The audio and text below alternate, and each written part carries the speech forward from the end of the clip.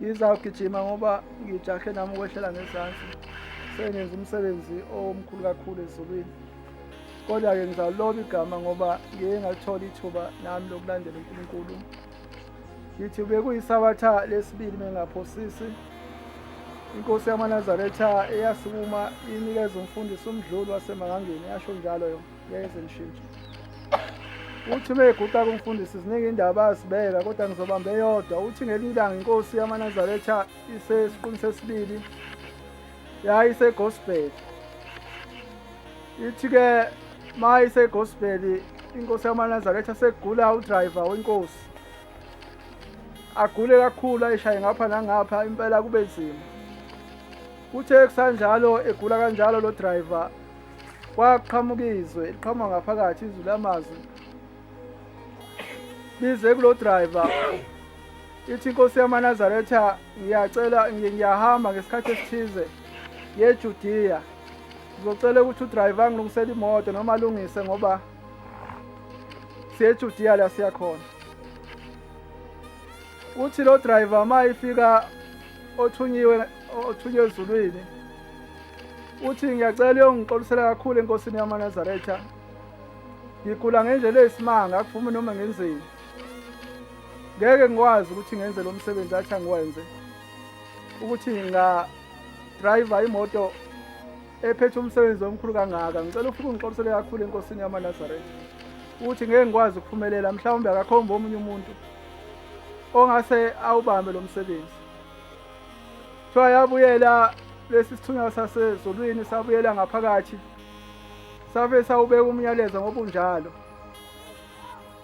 Yathi inkosi yamaNazaretha hamba umtshela udriver ukuthi ngithe ngesikhathi esithize siyeJudiya ngicela alungise imoto.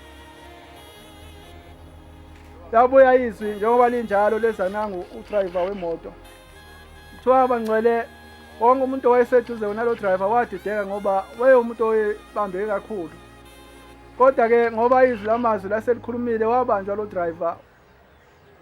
Waxhakathiswa-ke wayiswa ngasemotini kababa. Yafike yavula imoto wangena phakathi.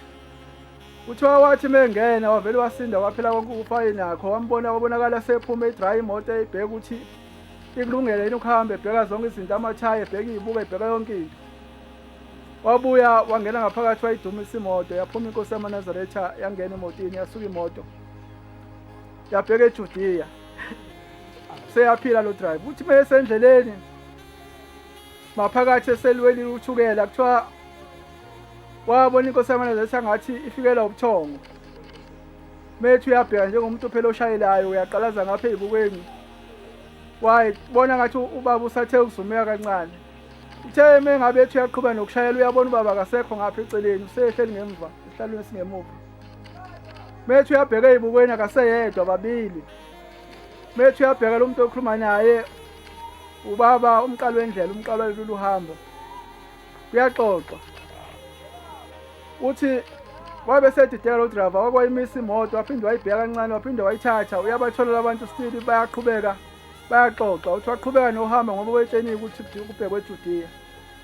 Uthi uthe masebesongena ngaseJudiya wayibona la inkosi isila futhi ngaphambili ihlezi. Wayexoxa uthi baba ngiye ngakubona ukhuluma la ngemuva. Nobaba umqalo wendlela. Kwayithi mayiphendula inkosi ithi ngaleso sikhathi bengisezulwini ayibona inkosi.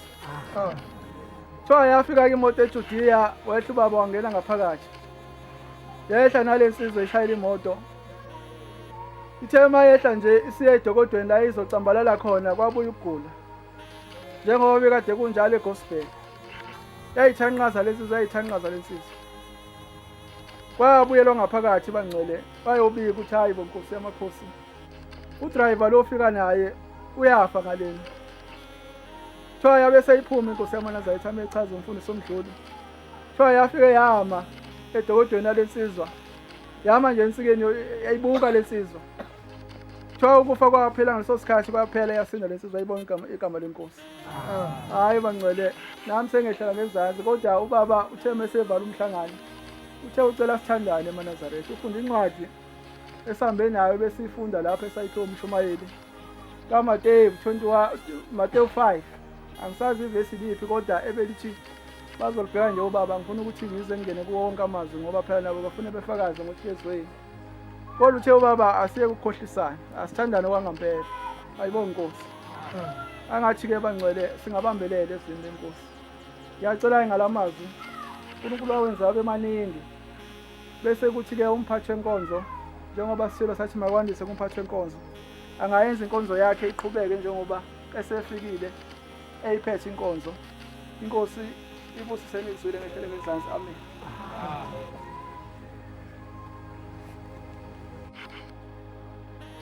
Usukela nje nefike wazikhombisa khona uNkulunkulu esishumayeza esiphindaphinda sibe phela besivele simazi ukuthi uNkulunkulu kodwa ufike wasenzela into efike yangishumayeza mina ngingazange ngikhulume umuntu sisuka lapha ebuhleni siya eKenana sasuka ngithi kwakula ko-1 lengaphazami lengeziwa kula ko-2 kanjalo sahamba nomphela sasawufika eHomisi safike salala eHomisi savuka ekuseni kwaphinde kwa-10 ntambama futhi kwaphinde waphuma umhlangano uphikelela-ke manje ukuthi uye eKenana uma sesizofika sesikambe siphumula zonke izitobhu sesizofika eKenana into engangiyithandazela ngenhliziyo ngithi eyi uNkulunkulu angathi angasibambeli imvula njengoba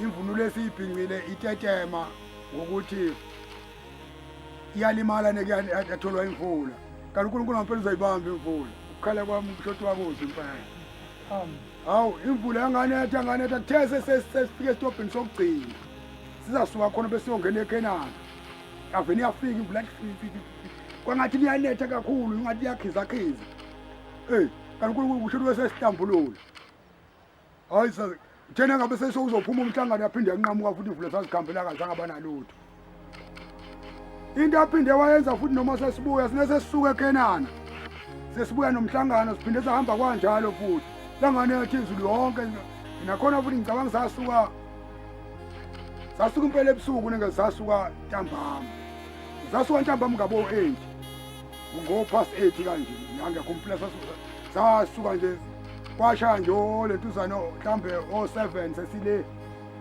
entabeni eKenana lapho saqala khona siyovalisa entabeni sasuka entabeni kuhle manje baNkulunkulu silwele ukuhamba sonke kuningi lapha ngeke ngize ngikusho la kodwa ekufike ngakubuka lapha into engabe ngiqala ngawo ukuyibona ukuthi yenziwa kanti ekhaya ziningi izinto ozibonayo ungaze ngineminyaka mina ngiyiNazaretha kodwa khona into engifike ngayibuka bengiyiqatha ayibuka kanti nokuvalelisa entabeni kwenziwa kanje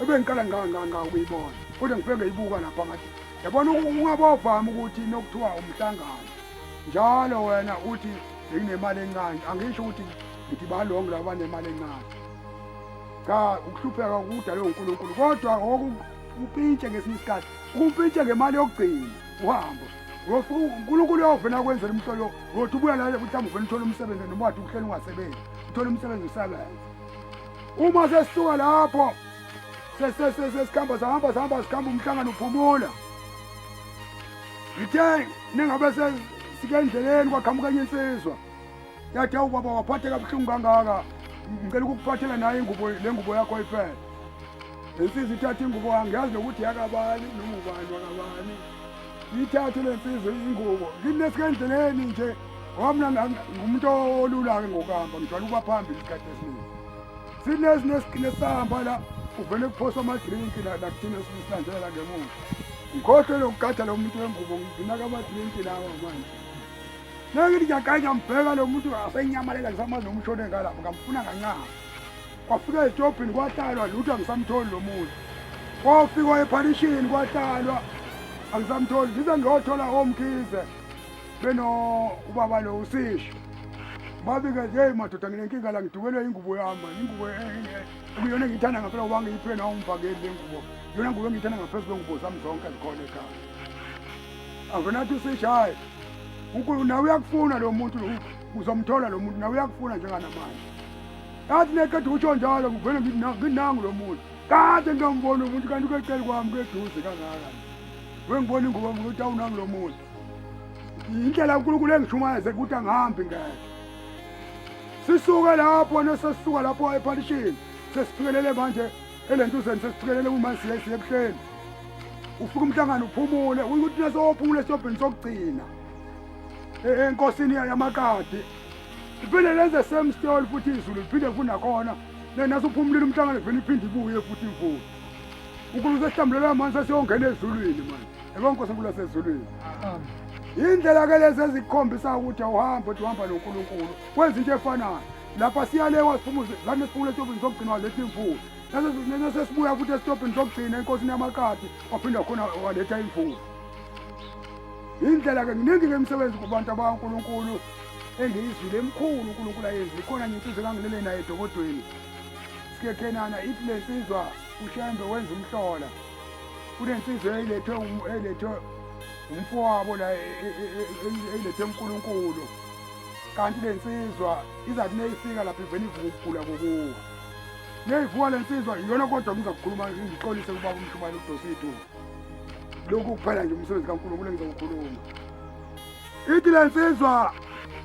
lo muntu belethiwe lana evuka ukugula kokuwa adlikize lo muntu avena azilumule imali ngamlulimi uthi yena azingamlulimi lo muntu kaNkulunkulu uthi ke lensizwa le yafika bona khona uShembe ubani lensizwa ithathe lo limi lakhe umfowabo lo olinqamukile ikambe obike enkosini inkosi yamakhosi bengilethe umhlobo wami lapha usenqanyuke lo ulimi ithi ke uNkulunkulu into ayenzile uthela uphi lo limi wasesethi na welisonga ngepha wathi nalo ulimi yalithandazela uNkulunkulu yathi njengamanje ulimi ngiyalibuyisela kena uthi kuthele lensizwa lena yathi sebelele ekhaya kubona labona ulimi lona liqhamuka kancane kancane lagcina labuyela ulimi indlela uNkulunkulu akhombisa ngayo ukuthi siphelele abantu abaNkulunkulu asithodi nalutho inkosi busenikuzwile ngezigaba zonke kwelihle igama elikhulu lenkosi ethu uNyazi bezulu eMnazaretha siyabonga nami ngiphinde ngibongele uNkulunkulu esigcinile uqaliwe unyaka odlule waze waphela saphinde sabonana unyaka enomusha uNkulunkulu esasigcinile eMnazaretha noma ngingayanga emhlanganweni angizange ngithole isikhathi sokuya ngokusebenza emsebenzini kodwa-ke ngiyabonga nje ukuvuka ngiqaliwe isonto laze laphela uNkulunkulu engigcinile kwangena usuku lesabatha ngakwazi ukufuqa nawo bangcwele ngiye ngithi lokho kukhulu ngiye ngezwa enye insizwa ekade emhlanganweni ithi kunomshumayeli owayehamba kamuva ukuthi wasuka kamuva la kwakade kuphunyule khona umhlangano sewulandela ngemuva engathi abantu babengasekho esehamba nje sekuyena yedwa uthi lo mshumayeli mesahamba bese bona ikhehla nje lidala ikhehla le ikhathele nje lihamba kanzima useyadlula kancane lo mshumayeli ukugibelisa abantu ongabazi bese umfikela unembezo omncane mase yahlehla athi umuntu akabhombela gibela la sihambe ngoba naku umhlangano sewahambile sewukude sengingase mhlawumbe ungawufice njengoba uhamba ngenyawo mase lithula lelikhehla limbuke emehlweni bese phinda asho lo mshumayeli ukuthi hayi mnta kaNkulunkulu gibela sihambe umhlangano sewukude kakhulu mhlambe mangingakushiya la ngeke usawufika selithi lelikhehla kuyena hayi mntanami ave ngoba ngingathanda ukugibela kodwa leli khehla leli ngathi labe liphethe ibhuku liphethe nepeni lithi leli khehla hayi njengoba ungibona nje ngihamba emuva ngiphethe ibhuku lenepeni ngilandela umhlangano bengibhala abantu abakhona la emhlanganweni ngoba kiwe khena kodwa mangibheka la ebhukwini lami abantu engibatholayo laba u15 kuphela lithi bonke laba abanye bebehamba nje kodwa bebengekho emhlanganweni. eNazaretha ngase ngikhumbule enye intshumayelo ukuthi omunye umama wabehlupheka kakhulu. Lo mama usezwa ngelanga kuthiwa khona indawo ekuthiwa usekwenamini. Wabehlala nabantwana bakhe. Wasepakisha izikhwama wathi bantu bami ngiyahamba nami ngiyakhona indawo ekuthiwa kusekwenamini. Mhlambe ngothi ngibuya nami ngelinye ilanga siyobe sesikahle la ekhaya sesidla kahle njengabanye abantu. Wasepakisha izikhwama lo mama wahamba. La kwakiwa khona kwabe kugitshelwa isitimela. Bayefika lo mama esiteshini. Wafika abantu belindile esiteshini belinde isitimela. Uma sesiqhamuka isitimela amemeze lo ugadi ukuthi hayi sekuyisikhathi sokushaya amathikithi. Amathikithi akhona ayeshawa ngoba isitimela sesiqhamukile. Kodwa into eyithusa kwabe kunomshini wawufika ufaka imali ngenhla mase kuphuma ithikithi ngezansi. Eze lo mama ebamba ulayini alifaka umuntu imali ngenhla kuphuma ithikithi ihamba ogibela. Mase efika lo mama afika afake imali ngenhla kodwa ithikithi lingaphumi kuphuma imali yakhe. Aphinda zame kwesibili futhi afake imali ngenhla kodwa lingaphumi ithikithi mase kuphuma imali ngezansi. Sishaya ihoti isitimela sisuke sihamba. Bese ephindele emuva lo mama umoya wakhe usizi aphindele ebantwaneni bakhe. Bayiqhamuka mase bejabula abantwana ukuthi hawu nangu umayibuye sebuye kwenamini. Bayefika umama ahlale phansi bese ebalandisa abantwana okwenzekile. MaNazaretha le ntshumayelo iyasikhumbuza ukuthi njoba kade kumhlangano